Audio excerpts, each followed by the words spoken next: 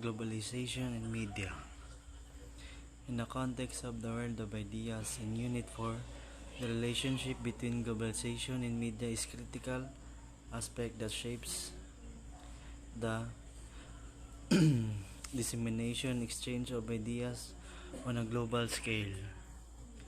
Globalization as the interconnectedness of economies, cultures, and societies across borders has been has been significantly influenced by the role of media in facilitating facilitating communication and information sharing. The following are some key points to consider regarding globalization in media within the framework of the, the world of ideas. Ideas transmission. Media helps ideas spread quickly across the world. Cultural diversity. Media shares different cultures and ideas globally. Ideological influence. Media shapes belief and opinions worldwide.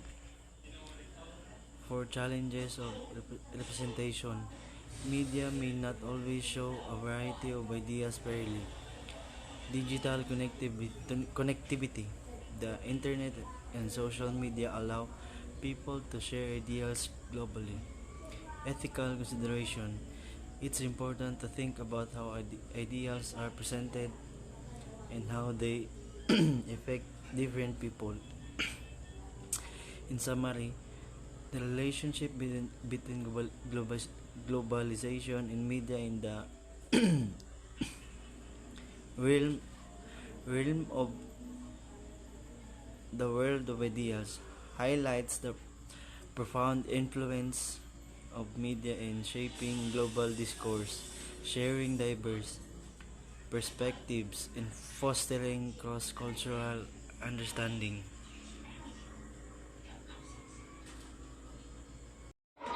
So, good day, ma'am. So, my name is Asnaira Pinuela from the BSOA third year.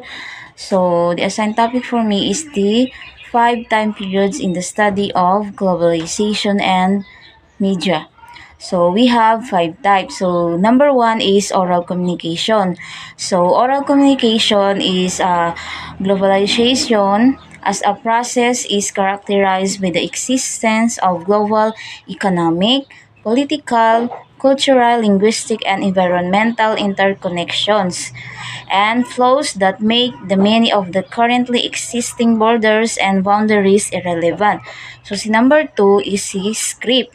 So, script is writing, humankind's principal technology for collecting, manipulating, storing, retrieving, communicating, and disseminating information. Number 3 is the printing press.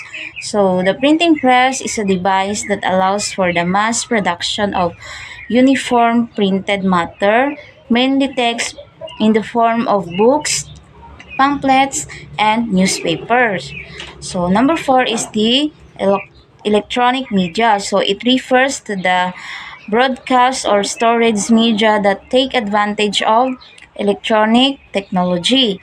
So, number 5 is we have digital media. So, when we say digital media, phones and television are now considered digital, while computer is considered the most important media influencing globalization. Good day. I'm Patrick James Paclibarte, JBS Criminology students. And this morning I will going to discuss popular music and globalization. Music participates in the enforcing of boundaries of culture and identity. Popular music explains the complex dynamics of globalization, not only because it is popular but music is highly mediated, is deeply invested in meaning and has proven to be an extremely mobile and resourceful capital. World music is defined as the umbrella which various types of traditional and non-Western music is produced for Western consumption. It is a label of industrial origin that refers to an amalgamated global marketplace of sounds as ethnic commodities. Globalization is not something that happened to music or has a certain impact on it. Changes in musical culture constitute one of the aspects of globalization, and they concern institution, system of value, and social groups involved in musical life. The change in popular music is not the outcome of globalization, but the popular music industry is a part of globalization phenomena. Music and globalization have different aspects, but they also have a great connection and impact on our daily lives. When we say music, it is made of repeated tempo or item, and globalization is the connection of different countries. Music is not something related to globalization, but because of globalization, different genres of music have been produced of the marketplace like pop, soul, rock, reggae, etc.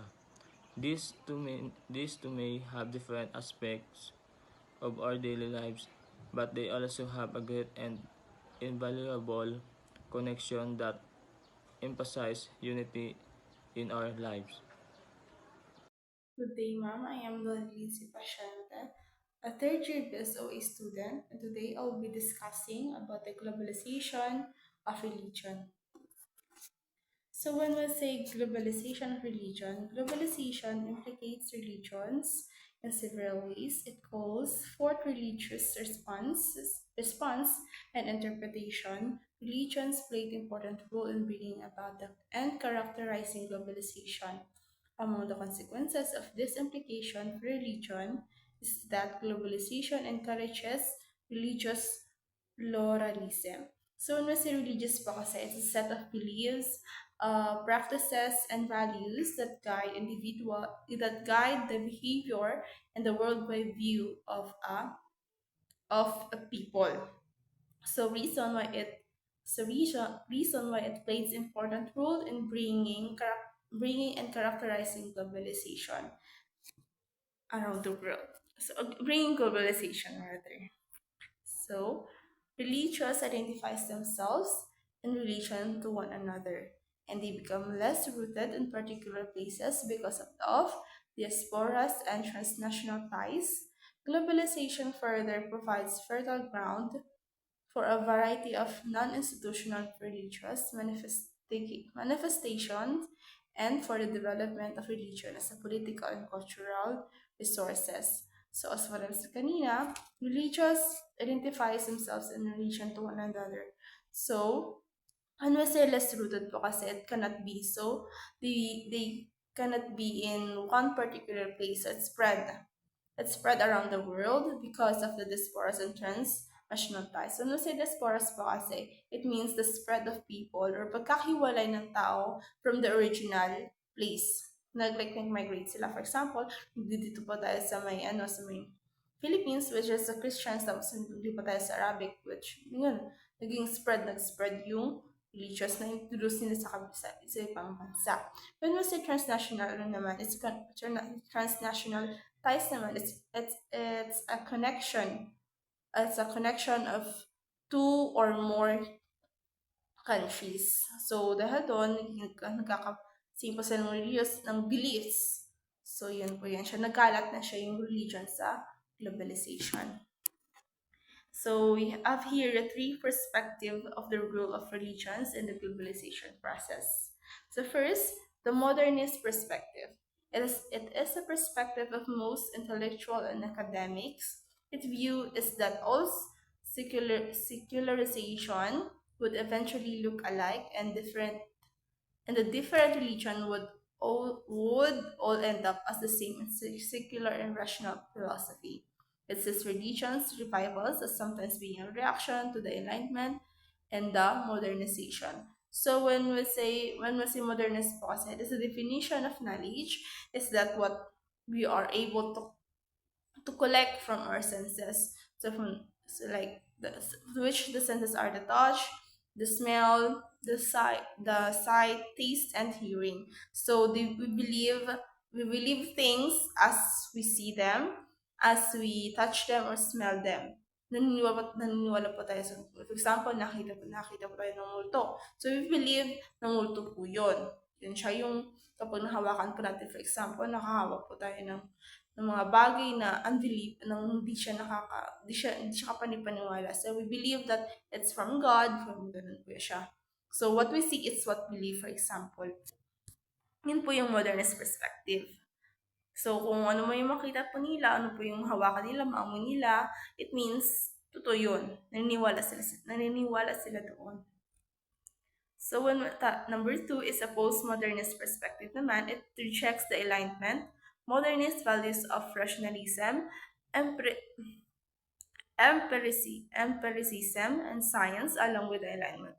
Modernist structure of capitalism, bureaucracy, and even liberalism. So when we say postmodernist perspective, it's like saying there are many versions of reality, not just one.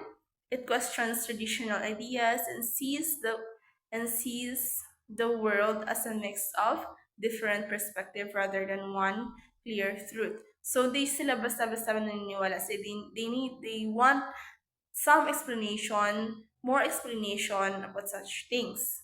So, yun nga, naniniwala sila mayroon pang ibang dahilan. So, they observe, they search, something like that. So, when we say enlightenment po kasi, it's kaliwanagan. So, they reject kaliwanagan. So, mas gusto nilang mahirap na process para malaman yung totoo, para mapaniwala sila, para maano sila sa belief nila. So, yun pa. Yun po siya. Tapos, the core value of postmodernism is expressive individualism. The postmodernist perspective can include spiritual experience, but only those without religious constinct. So, ang core values po talaga ng postmodernism is individualism. Sa individualism po kasi, ito yung gusto nila ng being dependent. So, they believe what they want to believe. Hindi nila gusto maniwala sa kung ano man sinasabi ng ibang tao. For example, nagsasabi ng tao na nakita siya ng multo or ganon, or merong himala, they just don't believe it easily po. Pero gusto nila maghanap pa ng anong kadahilanan, bakit nangyari po yun. Mag-search po sila kung ano po talaga yung malalim na dahilan. So, maghanap sila mas mahirap na explanation kaysa sa yun nakita, yun nga, kaysa sa nagpaliwanag po sila. May nagpaliwanag po yung iba. So, they don't just want to believe and they want to be independent, to know the truth on their own. So, yun po siya yung postmodernism. So, the pre-modernist perspective, there is alternative perspective, one which is a modern, it is accuracy, but which is pre-modern is in its sensibility. It is the best represented and articulated by Roman Catholic Church, especially the Pope John Paul. The Pope's understanding is drawn from his experience with Poland, but it encompasses events in other countries as well. Each religion has a secularized in its own distinctive way, which has resulted in its own distinctive secular outcome. This suggests that even if globalization brings about more secularization, it will not soon bring about one common goal worldview. So when we say when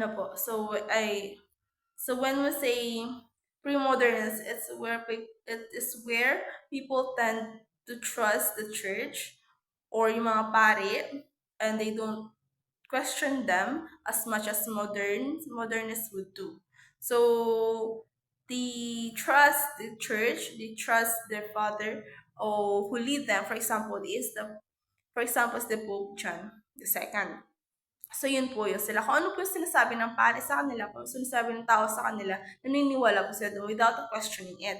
Unlike sa modernist and sa postmodernist. Which is sa modernist, naniniwala sila doon sa kung ano nakikita nila, yun yung totoo. What they see, is what they believe. Yun po siya. Tapos yun sa postmodernist naman, ito po yung gusto nilang mas malaman pa. Let's say, for example, mag-search po sila kung ano pong kadahilanan bakit nangyari yung isang bagay na yun. So, bakit may ganon? So, mas gusto nila they don't want to just a simple explanation. Mas gusto nila yung mas malawak na explanation. Tapos ito naman po sa may pre-modernist, ito naman po yung naniniwala sila kung ano mo sinasabi ng tao, especially kapag kilala at kapag feeling nila alam ng tao yun ang lahat. Katulad ni Pope John II, which is yung pare ng Christians, I guess po. So, from the Pope understanding then, it is drawn from him for his experience with Poland pa rin. So, it encompasses events and other contexts as well.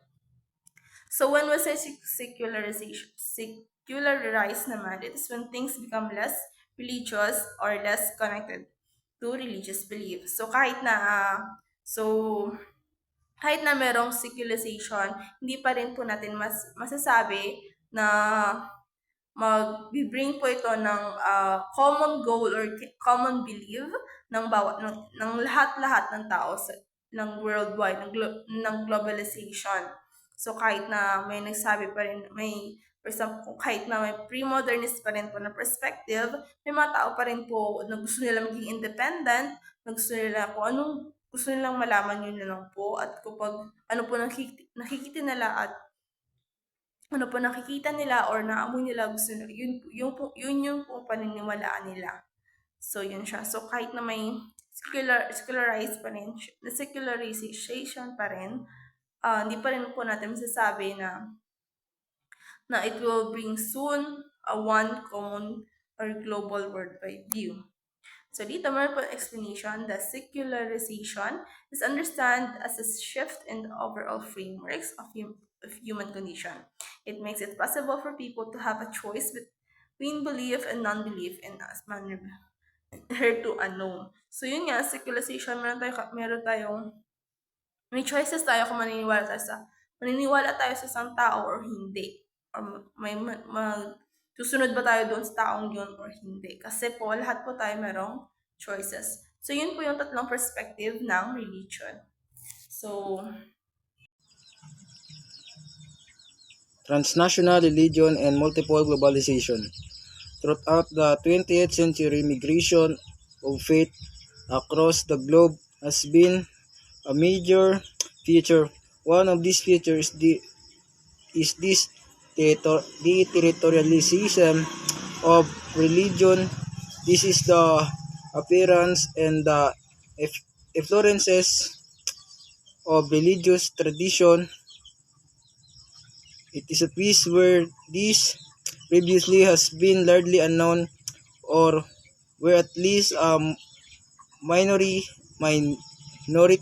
position. Transnational religion, it is means of describing solution to newfound situation that people face as a result of migration. It comes as two quite distinct blend of religion universalism and local particularism. Number one, it is possible for religious universalism to gain the upper hand, whereby universalism becomes the central reference for immigrants communities. In such instance, religious transnationalism is often depicted as a religious going global. It is possible for local ethics or national particularism to gain or maintain the most important piece for local immigrants communities.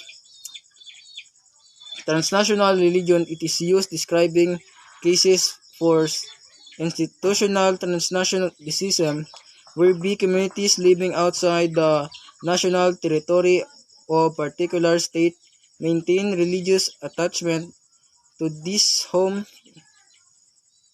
or institutional form of globalization. Number one, indigenization. Number two, vernacularization. Number four, nationalization. And number four, transnationalization. organization is connected with the specific faith with ethics groups where be religious and cultures were often fused into a single unit.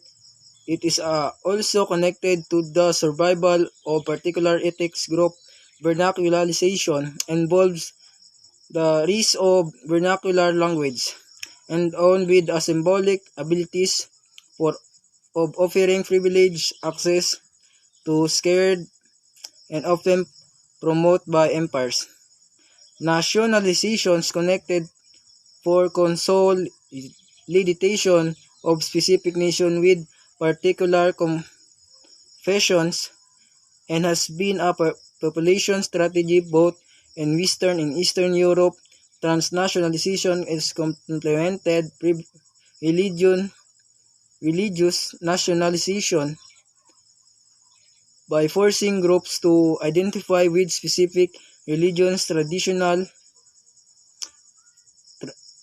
traditions for of real or imagined national homeland or to adopt a more universalist vision of religion. That's all. I'm Ginny Didilis Jr., third year criminology student.